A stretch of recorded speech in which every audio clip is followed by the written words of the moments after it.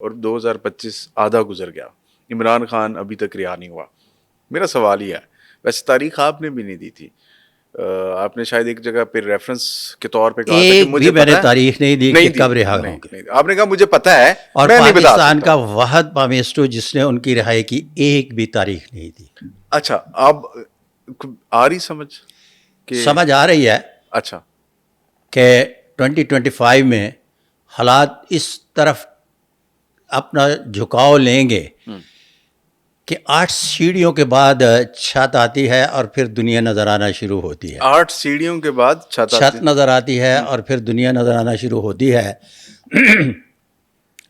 محترم عمران خان صاحب پہلی سیڑھی پہ 2025 میں قدم رکھ دیں گے، اچھا جس کی بنیاد پر ہے ان کی مشکلات میں آہستہ آہستہ تھوڑی سی بہتری آنا شروع ہو جائے گی، اور یہ بہتری آتی چلی جائے گی. واللہ علم بالصواب. اور وہ قدم رکھ چکے ہوئے ہیں یہ؟ ابھی نہیں، ابھی صرف خبروں تک ہے کہ روزانہ کہ وہ ان کو رہائی مل گئی، وہ رہا ہو کر گھر آ گئے، وہ رہا ہو کر دوسرے صوبے پہ انہیں منتقل کیا جائے گا. اچھا یہ آپ بھی پڑھتے ہیں، میں بھی پڑھتا ہوں. ابھی جب آپ کہہ رہے تھے نا 8 سٹیپ ہیں پھر چھت آئے گی، تو میرے ذہن میں فوراً گنتی شروع ہو گئی کہ جنوری، فروری، مارچ، اپریل، مئی، جون، جولائی، اگست، 8واں مہینہ. خاص اگست میں شاید رہائی ہو جائے، لیکن پھر آپ نے کہا جی ابھی تک تو انہوں نے ایک قدم بھی نہیں رکھا. ابھی انہوں نے یوں کر کے پہلا قدم رکھا ہے، تو یہ مہینوں کے اعتبار سے نہیں، ایک پورا سسٹم ہے. جب لانچ ہوگا تو پھر اس کے بعد بات بنے گی، کیونکہ خان صاحب کے ہاتھ پر لکیریں موٹی، ہتھیلی گہری،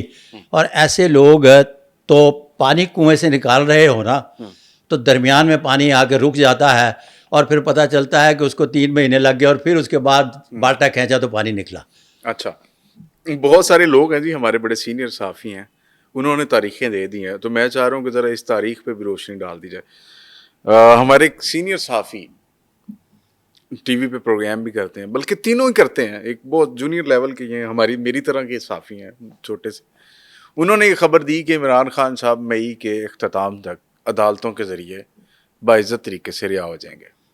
پھر ایک اور صحافی انہوں نے کلیم کیا، انہوں نے کہا جی میں نے یہ خبر میں بھی دیتا ہوں کہ جی وہ مئی تک عدالتوں کے ذریعے رہا ہو جائیں گے. پھر ان سے بڑے صحافی نجم سیٹھی صاحب، چلے ان کا نام لے لیتے ہیں، انہوں نے بھی یہ تاریخ دے دی کہ جی وہ رہا ہو جائیں گے مئی کے اختتام تک. اب یہ تاریخ کتنی درست ہے، آپ ذرا اس پہ روشنی ڈالیے، کیونکہ آپ نجم سیٹھی صاحب کے ساتھ تو میرا چولی دامن کا ساتھ. اچھا جی 2013 کے بعد چونکہ میں کسی خاص وجہ سے پیش گوئیاں نہیں کر سکتا تھا، ٹھیک ہے. تو پھر ان کی چڑیا متعارف کروائی گئی، اچھا اور رائے عامہ ہموار کرنے کے لیے ان کو یہ معاملہ سونپ دیا گیا. یہ آپ نے بڑا باریک نقطہ پکڑا ہے، رائے عامہ ہموار کرنے کے لیے. ہموار کرنے کے لیے.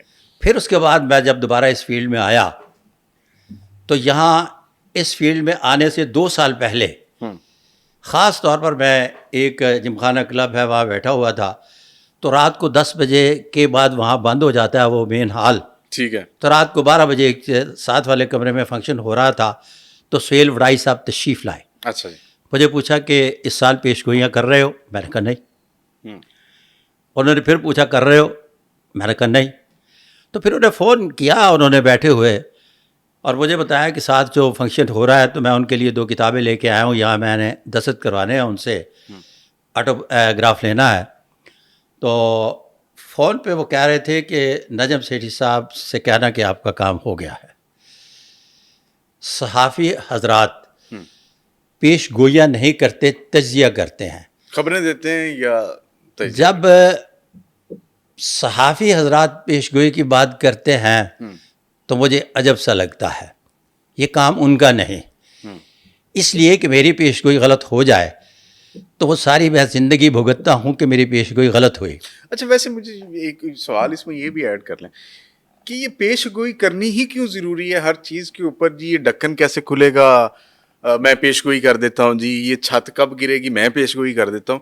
یہ ٹرینڈ کیوں ہے ہماری سوسائٹی میں ملک صاحب کہ ہر بات پہ پیش گوئی؟ اچھا کر کون رہا ہے جس کا تعلق بھی نہیں ہے، مطلب اس کی اسٹڈی بھی نہیں ہے. چلے میں کہتا ہوں جی صادق ملک کریں تو مجھے سمجھ بھی آتی ہے. جتنے بھی ہمارے یہاں پامسٹ یا اس طرح کے لوگ ہیں وہ اکثر کہیں تو سمجھ آتی ہے، میرے جیسا بندہ اٹھ کے کہہ دے تو مجھے نہیں سمجھ آتی کہ کیوں کہتے ہیں. ویسے کیوں ضرورت پیش آتی ہے؟ اس لیے کہ حضرت انسان کے اندر جو سب سے بڑی خوبی پائی جاتی ہے وہ ہے خود آگاہی.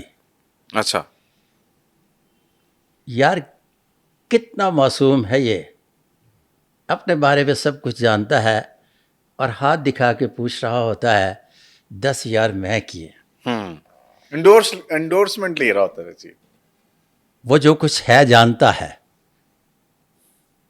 لیکن اس کی تائید کے لیے وہ پیش گوئی کرواتا ہے، جس کو ہم پیش گوئی کہتے ہیں، جس کی بنیاد پر یہ مستقبل شناسی کے تمام علوم و فنون معرض وجود میں آئے. واللہ عالم بالصواب. اچھا بالکل ٹھیک. بڑا اچھا ویسے آپ نے جواب دیا. پتہ سب کو ہوتا ہے جس طرح وہ فلم کا ڈائلاگ ہے نا، تو پتہ سب کو ہوتا ہے، لیکن یہ ہے کہ ہم چاہ رہے ہوتے ہیں کہ اگلا بندہ اس کو انڈورس کر دے. اور ہماری کیونکہ حضرت انسان کی فطرت میں شامل ہے، وہ اپنے متعلق اچھی چیزیں سننا پسند کرتا ہے، منفی کبھی بھی وہ نہیں چاہتا. اچھا خیر، واپس اسی بات کی طرف چلتے ہیں سر.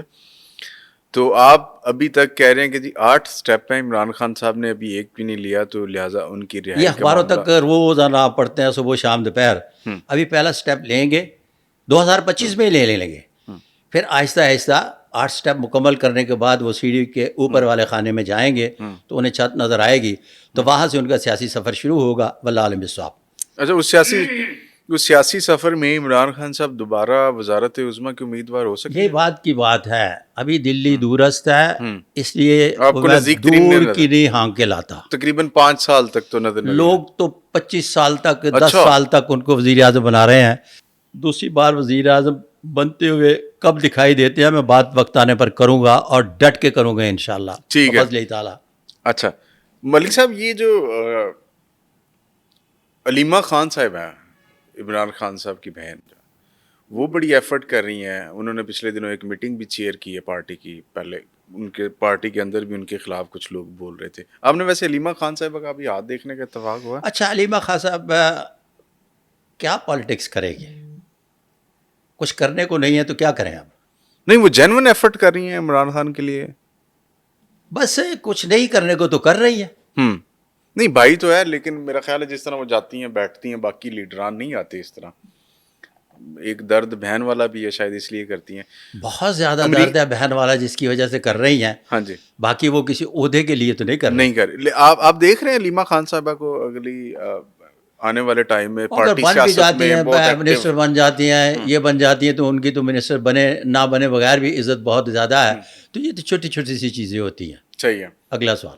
لیکن یہ بھی ہو سکتا ہے نا کہ وہ جو ماروثی سیاست والا معاملہ پھر یہاں پہ آ کے ان کو ڈسٹرب باروسی سیاست وہ اگر شخص کرنا جانتا یا کرتا تو اس کو سمجھ ہوتی، وہ سیاست کرنا ہی نہیں جانتے. واللہ عالم بالصواب. اچھا، عمران خان صاحب کو جو سب سے زیادہ چیز جس نے نقصان پہنچایا آپ کے نزدیک وہ کیا ہے؟